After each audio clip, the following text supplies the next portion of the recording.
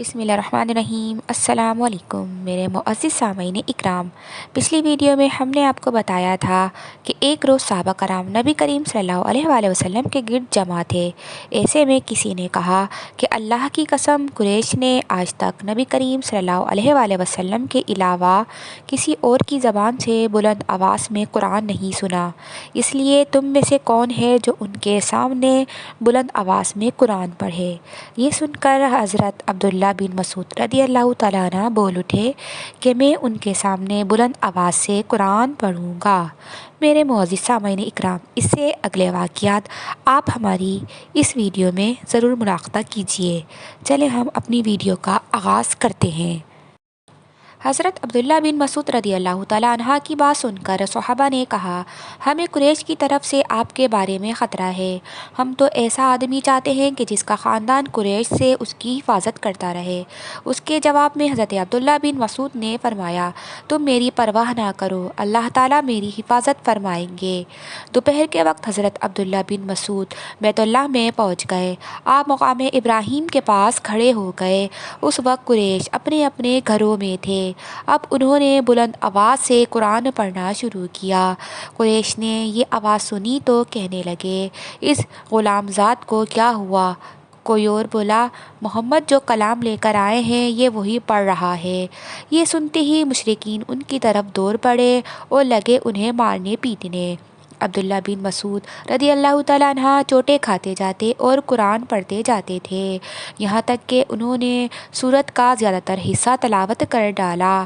اس کے بعد وہاں سے اپنے ساتھیوں کے پاس آ گئے۔ ان کا چہرہ اس وقت تک لہولہان ہو چکا تھا۔ ان کی یہ حالت دیکھ کر مسلمان بول اٹھے کہ ہمیں تمہاری طرف سے اسی بات کا خطرہ تھا۔ حضرت عبداللہ بن مسعود رضی اللہ تعالیٰ عنہ نے فرمایا کہ اللہ کی قسم، اللہ کے دشمنوں کو میں نے اپنے لیے آج سے زیادہ ہلکا اور کمزور کبھی نہیں پایا۔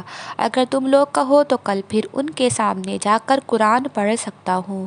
اس پر مسلمان بولے، نہیں، وہ لوگ جس چیز کو ناپسند کرتے ہیں آپ انہیں وہ کافی سنا آئے ہیں۔ کفار کا یہ ظلم و ستم جاری رہا۔ ایسے میں ایک دن حضور صلی اللہ علیہ وآلہ وسلم صفا کی پہاڑی کے پاس موجود تھے۔ ابو جہل آپ کے پاس سے گزرا۔ اس نے آپ کو دیکھ لیا اور لگا گالیاں دینے۔ اس نے آپ کے سر پر مٹی بھی پھینکی۔ عبداللہ بن جدعان کی باندی نے یہ منظر دیکھا۔ پھر ابو جہل آپ کے پاس سے چل کر حرم میں داخل ہوا۔ وہاں مشرکین جمع تھے۔ وہ ان کے سامنے اپنا کارنامہ بیان کرنے لگا۔ اسی وقت آپ کے چچا حضرت حمزہ رضی اللہ تعالیٰ عنہ حرم میں داخل ہوئے۔ یہ اس وقت تک مسلمان نہیں ہوئے تھے۔ تلوار ان کی کمر سے لٹک رہی تھی۔ وہ اس وقت شکار سے واپس آئے تھے۔ ان کی عادت تھی کہ جب شکار سے لوٹتے تو پہلے حرم جا کر طواف کرتے پھر گھر جاتے تھے۔ حضرت حمزہ رضی اللہ تعالیٰ عنہ حرم میں داخل ہونے سے پہلے عبداللہ بن جدعان کی باندی کے پاس سے گزرے۔ اس نے سارا منظر خاموشی سے دیکھا اور سنا تھا۔ اس نے حضرت حمزہ رضی اللہ تعالیٰ عنہ سے کہا کہ اے حمزہ، کچھ خبر بھی ہے؟ ابھی ابھی یہاں ابو حکم بن ہشام یعنی ابو جہل نے تمہارے بھتیجے کے ساتھ کیا سلوک کیا ہے؟ وہ یہاں بیٹھے تھے۔ ابو جہل نے انہیں دیکھ لیا، انہیں تکالیف پہنچائیں، گالیاں دیں اور بہت بری طرح پیش آیا۔ آپ کے بھتیجے نے جواب میں اسے کچھ بھی نہیں کہا۔ ساری بات سن کر حضرت حمزہ رضی اللہ تعالیٰ عنہ نے کہا کہ جو تم کچھ بیان کر رہی ہو کیا تم نے اپنی آنکھوں سے دیکھا ہے؟ تو اس نے فوراً کہا، ہاں میں نے خود دیکھا ہے۔ یہ سنتے ہی حضرت حمزہ رضی اللہ تعالیٰ عنہ جوش میں آ گئے، چہرہ غصے سے تمتما اٹھا۔ فوراً حرم میں داخل ہوئے۔ وہاں ابو جہل موجود تھا، وہ قریشیوں کے درمیان بیٹھا تھا۔ یہ سیدھے اس تک جا پہنچے، ہاتھ میں کمان تھی، بس وہیں کھینچ کر اس کے سر پر دے ماری۔ ابو جہل کا سر پھٹ گیا۔ حضرت حمزہ رضی اللہ تعالیٰ عنہ نے اس سے کہا کہ تو محمد کو گالیاں دیتا ہے، سن لے، میں بھی اس کا دین اختیار کرتا ہوں، جو کچھ وہ کہتا ہے وہی میں بھی کہتا ہوں۔ اب اگر تجھ میں ہمت ہے تو مجھے جواب دے۔ ابو جہل ان کی منت سماجت کرتے ہوئے بولا، وہ ہمیں بے عقل بتاتا ہے، ہمارے معبودوں کو برا کہتا ہے، ہمارے باپ دادا کے راستے کے کے خلاف چلتا ہے۔ یہ سن کر حضرت امیر حمزہ رضی اللہ تعالیٰ عنہ بولے، اور خود تم سے زیادہ بے عقل اور بے وقوف کون ہوگا جو اللہ کو چھوڑ کر پتھر کے ٹکڑوں کو پوجتے ہو؟ میں گواہی دیتا ہوں کہ اللہ کے سوا کوئی معبود نہیں، اور میں گواہی دیتا ہوں کہ محمد اللہ کے رسول ہیں۔ ان کے یہ الفاظ سن کر ابو جہل کے خاندان کے کچھ لوگ یکدم حضرت حمزہ کی طرف بڑھے اور انہوں نے کہا، اب تمہارے بارے میں بھی ہمیں یقین ہو گیا ہے کہ تم بھی بے دین ہو گئے ہو۔ جواب میں حضرت حمزہ نے فرمایا، آؤ، کون ہے مجھے اس سے روکنے والا؟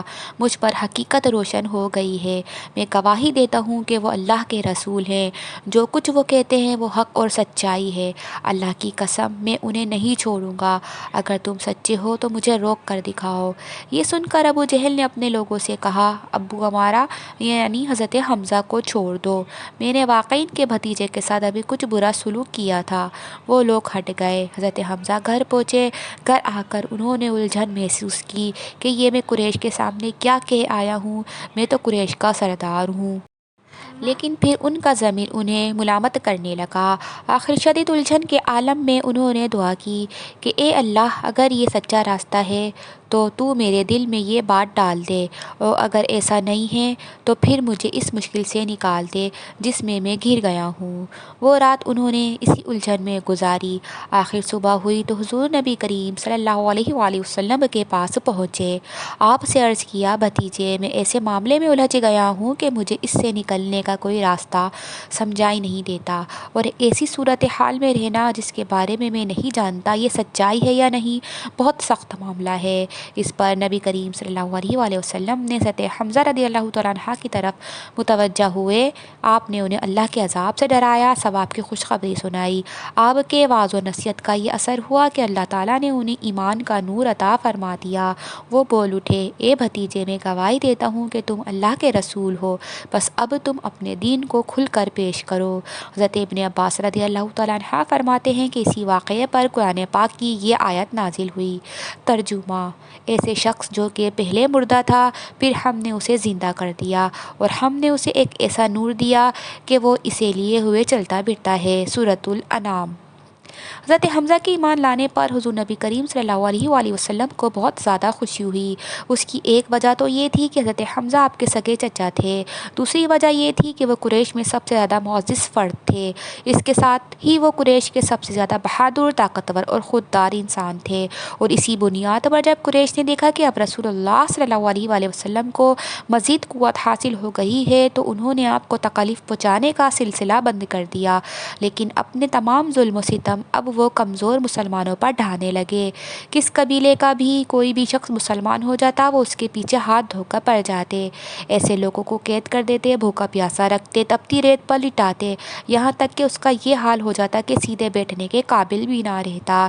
اس ظلم اور زیادتی پر سب سے زیادہ ابو جہل لوگوں کو اکساتا تھا۔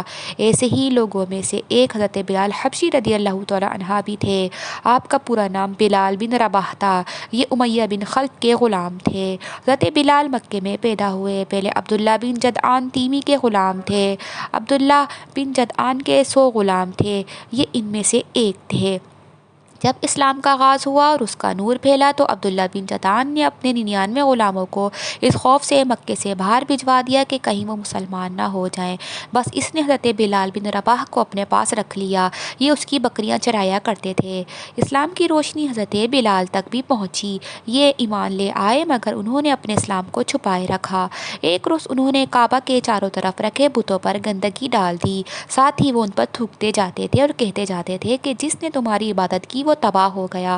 یہ بات قریش کو معلوم ہو گئی، وہ فوراً عبداللہ بن جدعان کے پاس آئے اور اس سے بولے، تم بے دین ہو گئے ہو۔ اس نے حیران ہو کر کہا، کیا میرے بارے میں بھی یہ بات کہی جا سکتی ہے؟ اس پر وہ بولے کہ تمہارے غلام بلال نے آج ایسا ایسا کیا ہے۔ کیا؟